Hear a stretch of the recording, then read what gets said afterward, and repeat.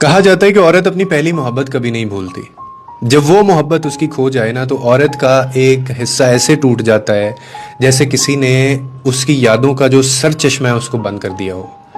عورت کے لیے سب سے خطرناک لمحہ یہ ہوتا ہے کہ جب اسے وہ شخص نہ ملے جو اس کی محبت بھی ہے یا اس کی محبت بھی تھا، اور اب وہ محبت میں سب کچھ قربان کر سکتی ہے لیکن پہلی محبت نہیں، کیونکہ یہی اس کی پہچان بھی ہوتی ہے.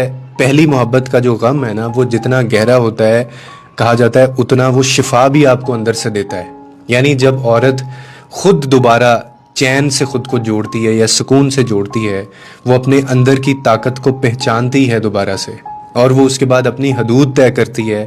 وہ نہیں رہتی جو وہ ہوا کرتی تھی، شاید پہلے سے زیادہ مضبوط، پہلے سے زیادہ سمجھدار، یا اپنے حق کے اندر پہلے سے زیادہ محتاط. اور کبھی کبھار تو یہ جو درد ہے نا یہ ایک نئی شروعات بھی بن جاتا ہے، یعنی ایک اور شخص کا اس کی زندگی میں آنا. لیکن اب کے بعد وہ سیکھتی ہے کہ کس میں انویسٹمنٹ کرنی ہے، کہاں ایموشن ضائع کرنے ہیں، کس سے دور رہنا ہے، کس کے ساتھ اس کا جو ہے سکون جڑا ہے، کس کے ساتھ اس کا سکون نہیں ہے، کہاں محبت ہے، کہاں ٹاکسیسٹی ہے.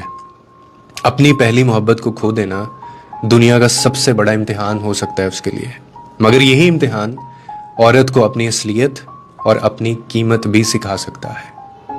عورت اپنی پہلی محبت کبھی نہیں بھولتی.